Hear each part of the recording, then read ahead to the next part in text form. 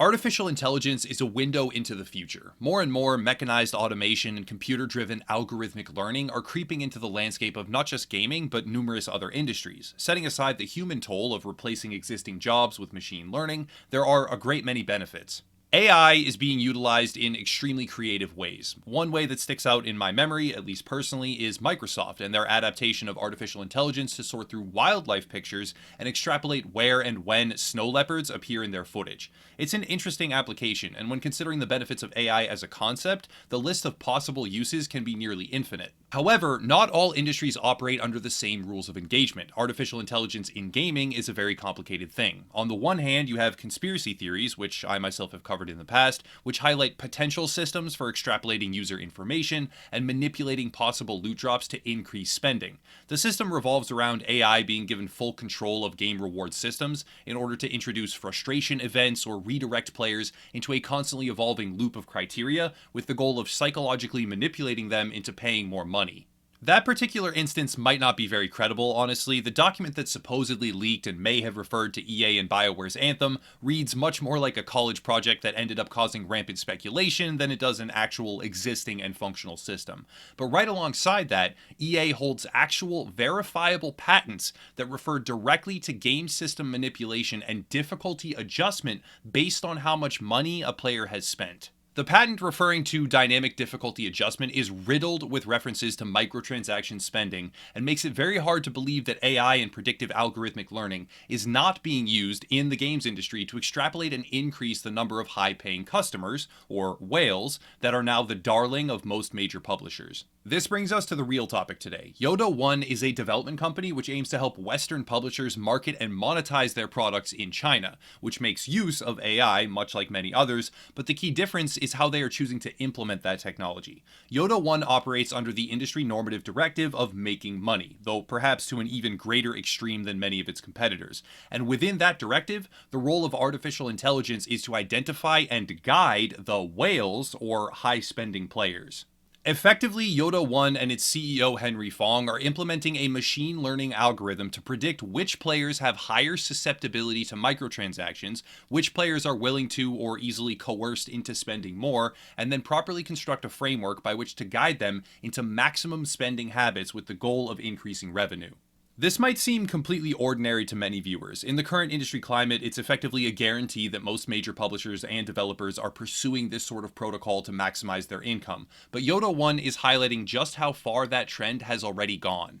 One of their more successful titles, Transformers Earth Wars, has even seen a player spend upwards of $150,000. That is one player spending over 150 grand. This is not an event that would have been possible even 10 or 20 years ago. The framework by which players can spend money in games has exploded in a way I doubt many would have anticipated. From quarters in arcade machines, to subscription services, flat purchases, and now, complex AI-driven psychological manipulation so that players will continuously spend tens of thousands of dollars just to enjoy a shitty little mobile game.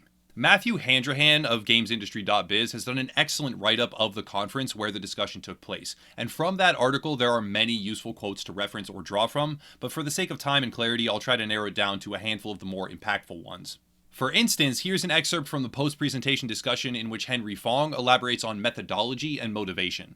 The funny thing is, I always used to think that if you monetize your audience too hard, they'll leave the game, but it's actually the other way around. Our retention rates for paid users in this game, Transformers, 30-day retention for paid users is 85%, so once they start spending, they don't leave. They want to stay in the game and preserve their investment, and when they stay in the game, they spend more. This is a chilling look into the philosophy behind modern gaming. It's not every developer and it's not every single game, but the application of AI with the goal of learning exactly what trigger factors can be leveraged against their own player base to introduce user spending and then increase it is a frightening departure from the once critical objective of making a product that was simply fun to play.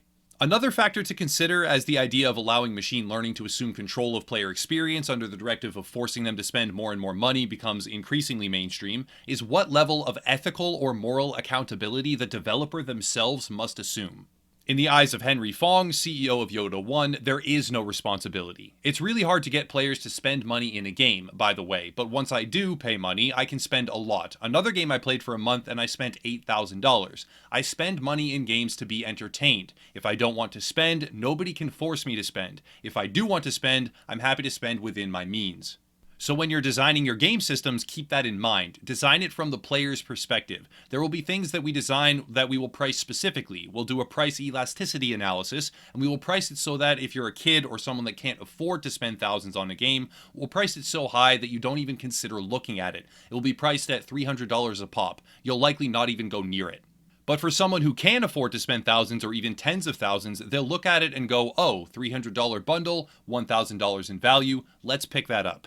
This is intellectual and moral dishonesty. Henry Fong is not unintelligent. In fact, Mr. Fong has made millions of dollars in a very short span as he leverages his own intellect and creativity within the gaming industry. So the argument that he is unaware of the current realities behind user spending in online titles can be written off as entirely impossible.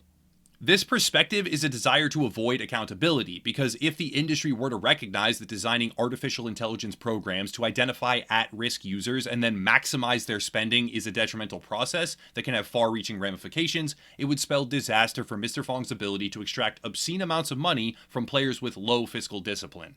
The key line here is, if I want to spend, I'm happy to spend within my means. This is anecdotal and irrelevant. It is literally an equivalent defense to saying, well, crime won't happen because if I were to be in that scenario, I wouldn't do it. And from a man in Henry Fong's position, it is an extremely embarrassing thing to have said.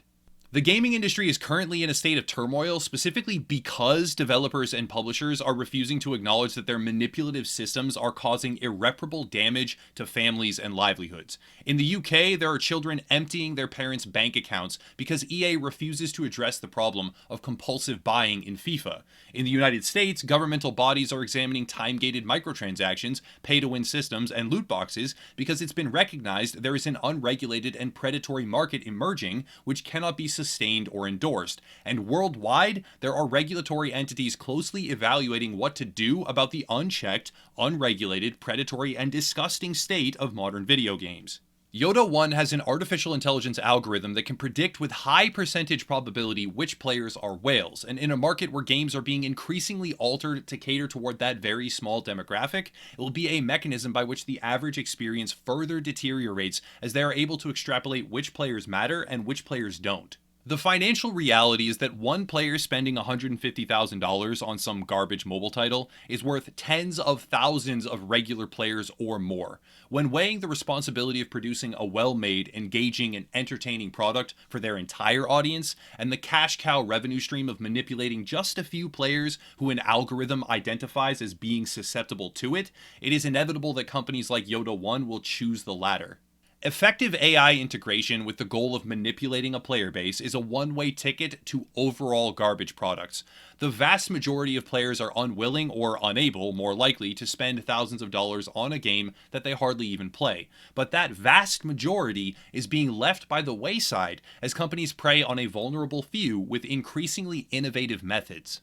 Applying AI to the problem of data analysis is not intrinsically bad. In the case of snow leopards, it seems to be very good. But applying AI to the goal of psychologically manipulating your customers while dodging any and all accountability when it comes to the ethical quagmire of enabling or even incentivizing compulsive spending is not noble, good, valuable, or just. It is a sinister motivation driven by laziness, which can be best seen in the following quote here from Henry Fong.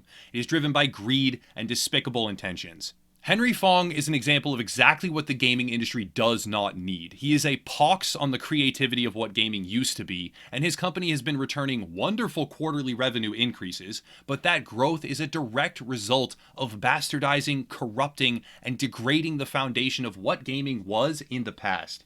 I salute the initiative of technological advancement, but using artificial intelligence to skillfully circumvent typical player restraint and then exploit those that fall prey is not an admirable pursuit. As technology evolves faster than ever before, we must be vigilant and severe with our criticism when it is used improperly, and Yoda One is an example of technology being used in a way that is detrimental to this entire industry.